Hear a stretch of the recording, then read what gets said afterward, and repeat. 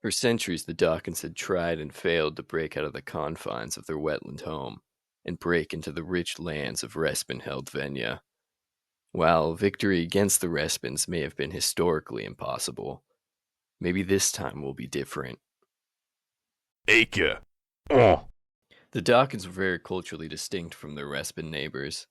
Most prominently was the lack of large-scale agriculture due to the Dakkan terrain. In turn, this created a largely hunting-based culture with supplemental agriculture in what few portions of arable land the Dakkans actually had. Without any large-scale agriculture, it was difficult for the Dakkans to develop any real large cities, though they still did manage to construct some modest urban centers. Any form of centralization amongst the Dakkans was nigh impossible because of this. Dakkan society was mainly groups of familial tribes centered around what little portions of arable land they could cultivate. The elders would mostly live on the farmlands, while the young men either hunted beasts or the enemy Dakkan tribes. Although the Dakkans weren't very populous, the tough geography allowed for them to become hyper-divided across their modest territory. It was also not uncommon for Dakkans to move up into Venya to become freelancers and join the Respin armies. Gvidas was born in the Saknis tribe, likely around the 450s, as he was alleged to be 20 when he was elected Graz. The Saknis resided around Lake Ekriv, which straddled along the immense woods in front of the Dogan Mountains before the vast sea of Dakkan marshes began. Gvidas inherited the position of chieftain when he was only 19.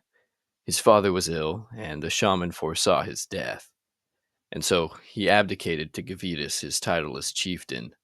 Gvidas' father did end up recovering, though, but the title had already been transferred, so he just continued to exist as an elder in the tribe. The shaman would be executed for his false prophecy, though, and the experience left a sour taste in Gvidas' mouth over the Dakkan shamans and their own religion as a whole. Overall, the Saknis were rather unremarkable, but it's that unimportance that gave them eligibility to lead the Groznis. The Groznis functioned as a large culture-wide election. Each chief and chieftain was obligated to travel to the town of Sirdes in the south of the Dakkan marshes. From there, tribes would separate themselves by lesser and major tribes. It's unknown what, or if there were any real qualifications for what made a tribe lesser versus major, as some of the more populous ones were considered lesser, and there were a few small tribes considered major. The chiefs of the major tribes would then go on to elect one of the chieftains from the lesser tribes to be the Graz. Gvidas was able to woo the major tribes to vote for him for a few reasons. He was young and overall viewed as virile. He even wore bearskin during the Groznis to further emphasize that point. He was yet unmarried, which left a lot of room for diplomatic promises. And last of all, he was just a charmer. Gvidas did end up promising to maybe possibly marrying the daughter to both the Gvate and Etis tribe, but I doubt that would come back to bite him. With Gvidas's position as Graz secured, he spent little time organizing the Dakkans before launching the invasion into Venya. While maybe this would have been a blunder in most circumstances, there weren't any large legions at Venya at this point. Emperor Marcinius had already begun marching into the Carmani. By the time Gvidas had actually organized the Dakkans into a singular army under his command, a handful of tribes had splintered off and just started rampaging throughout Venya. Some even went back down south past the Dakkan marshes. Gvidas did his best to ignore those splinters and continue marching west. In terms of a war plan, Gvidas didn't really have one besides keep marching until something stops him. To his credit, it worked. While the Dakkans were on their way, many Respins were terrified and perhaps a bit hysterical. Stories and legends of the previous Dakkan invasions led the average Respin to believe that some demonic scourge was on its way. Since the Dakkans had resisted all attempts to become Kilnistized, while most of them couldn't really do anything about it, there were scant few Respins along the coasts of Venya who were able to tag along with some wealthier merchants and sail a bit off the coast to establish the city of Mavedi, which would become a nominal territory of the Valons after they arrived on the island and slew the local guardsmen, ransacked some gold, and then declared, "We own this place now," and then proceeded to not put a Valon in charge, nor return to the city. It's alleged that before Gvidas reached the Alba Mountains, that he ran into the retreating Respin army led by Emperor Marcinius. As the story goes, Marcinius surrendered to the Dakkans immediately. While imprisoned, a Respin soldier got into a theological debate with Marcinius while Gvidas watched in entertainment. The soldier would go on to request Gvidas to arbitrate the debate, to which Gvidas responded by having them roll dice to decide God's will. Marcinius would lose in this casting of lots, and so Gvidas had him executed. The Dakkans did reach the Alper Mountains, however, and thereby met the Carmani. The Carmani were still high off their victory against Marcinius, and weren't really in the mood to waste more time before capturing the city of Respa.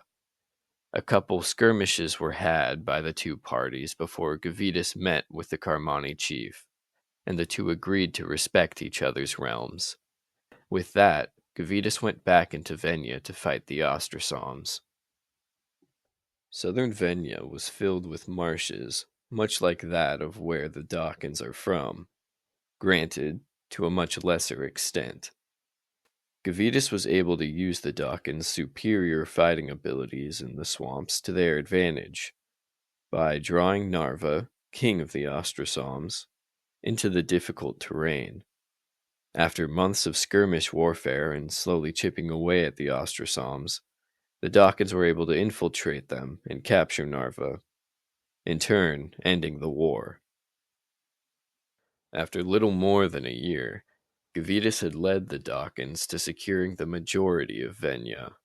While the Groznis had been a practice in Dakkan culture for over half a millennium at this point, there weren't really any set rules or traditions on what happens after the Groznis is actually successful at conquering Venia, as normally the Respin sent them running back into their swamps.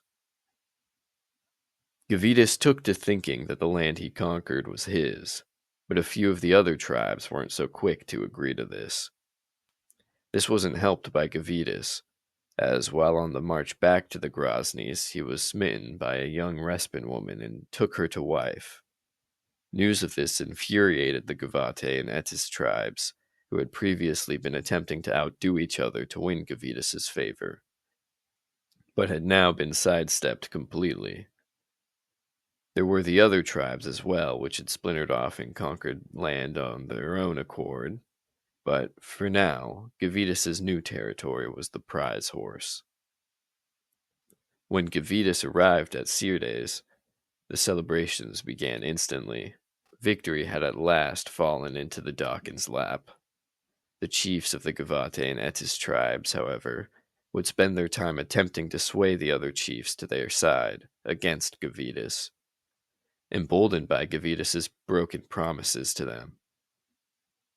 Soon after the celebrations, Gvidas caught word that the Somms had left Venia entirely, and so he took up his army again and secured northern Venia for the Dakkans.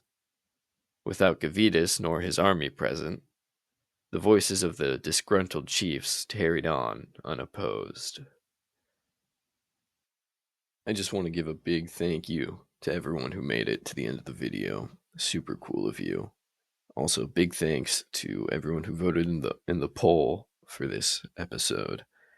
This was the closest one we've had yet. I believe it was 19 votes, and the winner was only 53%.